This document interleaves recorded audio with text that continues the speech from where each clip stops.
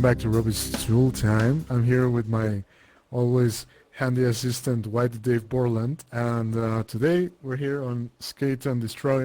You probably visited this room for the holiday seasons because we had like Christmas gifts over here, and today we're gonna actually do a super quick video about shuffle playlist that we had shown like a couple episodes back, but this time I have like a improved version of it.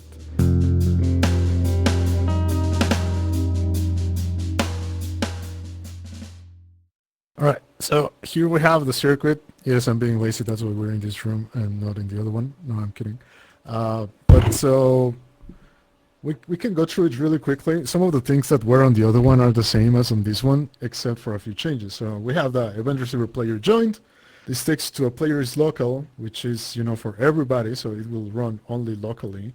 Even though the audio sampler, the audio player is already local, we do this so that it doesn't trigger every time someone joins. So that way everybody joins, the song starts at their own pace, everybody's on their own song at their own time. You don't get mixed up, you don't get refreshing every time someone joins. Then we have the integer like we had the other time, but this time we have 14 songs.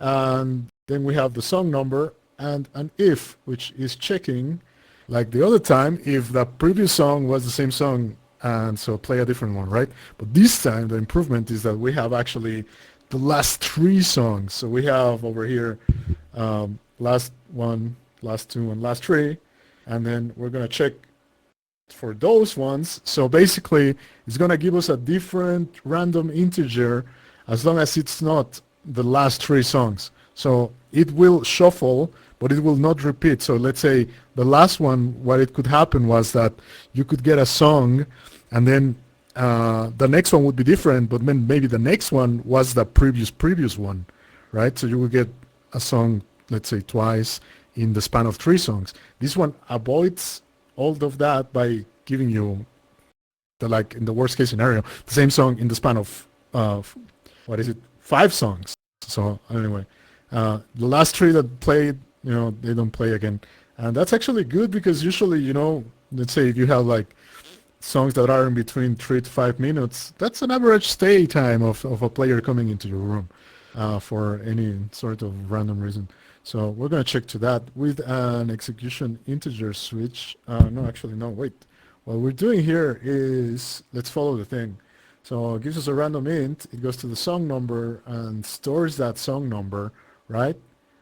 But this will spit out all those numbers to the last, and it will check if actually the same number equals to these ones. But these ones right now, they're not triggering, right?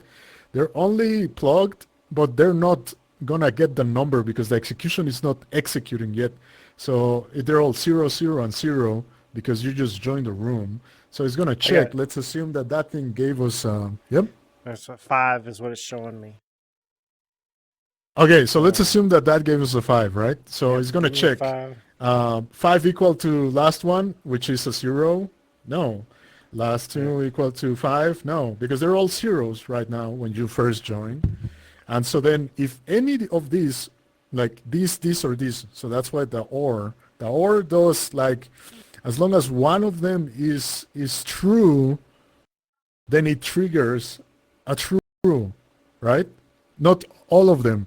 That's the difference between and or. And would mean that all of them had to be true for it to be true. Or just means that only one of the three needs to be true for it to be true. That's why we avoid the last 3 songs, because after 4 songs, all of those 3 are going to be different numbers. So as long as one of them is repeating, then it will not let it repeat. So then it goes back and says like, okay, so none of them are true because they're all different from 0. 5 is different from 0. So then, since it's a false, it goes to the else, which will do an execution integer switch that is going to grab this number from the chip over here that is called 1, 2, 3, which literally means 1, 2, 3 in German. I don't know why I name things, whatever they come to my mind at the time. But this one is a 0 right now as well. So it's going to grab a 0 and match it over here on the integer switch, which is going to give us a 0.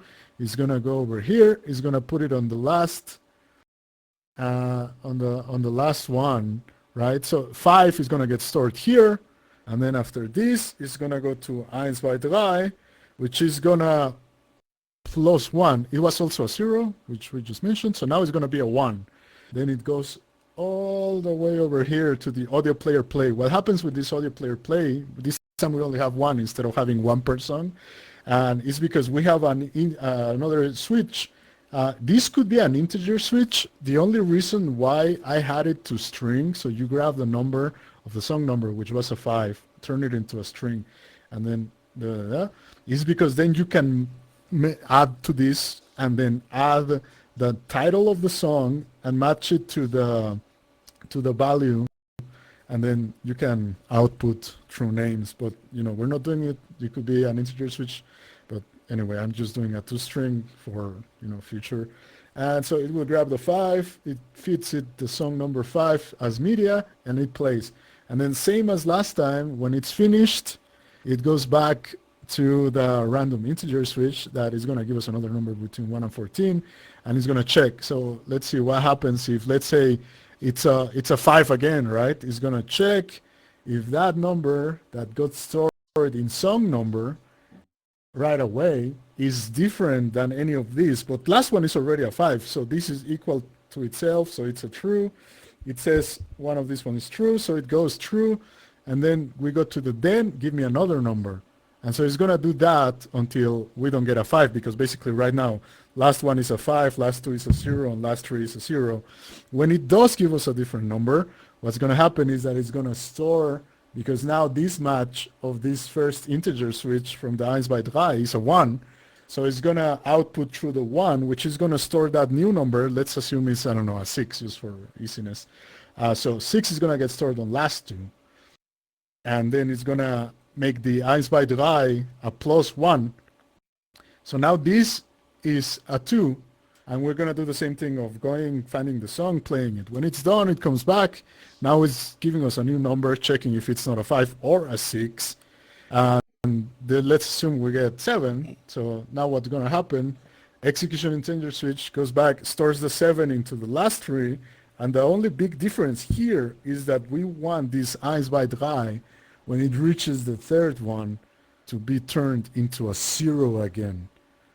So this is going to basically refresh our system of storing the last 3 songs in order. So the next song that we get is going to get stored on last 1, because last 1 was the 3 songs ago, the number 5 that we have, right?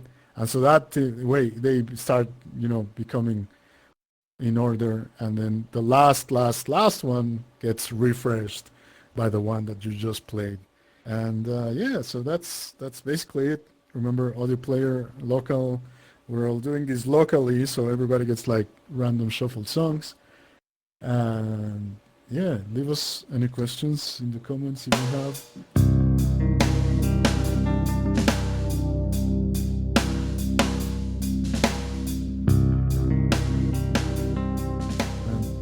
Dave, you have any questions or any comments about this? No, I mean, last time I talked about it, I kind of used the pin to kind of follow the number along myself. We have the 2 that popped up in there. But right now, I'm going to follow it along, right? I just get a random number 2, right? It goes down, song number 2, Okay. integer 2, comes down here. 2 is in the last one, but coming out of last one, I have a 5. Right. Yeah. So this is false. Right. Yeah. Matter of fact, I have false, false, and true at the bottom, because the last 3 is a 2 and a 2. So. All right. So that was my. What does that mean? So if it's true, it goes into the OR, comes back up here. As a true. That means it goes into another random. Okay. Yeah, basically. So because one of them was already stored in the last previous 3 songs that you played, it's going to force it to give you a different one to any of those three Okay. until it gives you a number that is not stored on those three. It's gonna try to give you a different one because one of them would come out as true.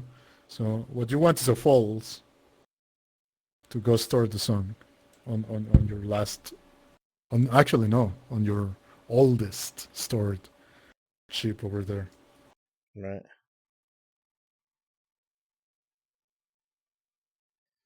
Yeah, I think following it along is definitely the way to understand it. And then over here for song match, it says 2 coming out. I've got a 209. That's interesting. It gives the time on the audio side. This custom 209.8. Oh, Cool. Got a gift box in my way. right. But yeah, so that's I think at least for now the better way that we have found to have shuffled songs on your rooms. You know, I'm actually gonna try to save this probably in the next couple of days once this video is out. It should be there in my profile so you can get it for free and you know have a look at it or whatever, or just use it in your rooms. So I'll upload it for you guys. And in the meantime, yeah, I don't know. That's it. Oh, we have a kind of fun announcement, right? We might be doing a class soon. News coming up. Join the Discord. Check it out. And yeah, I don't know. That's it. Be an architect in Random Architects. All right. Well, ciao, guys.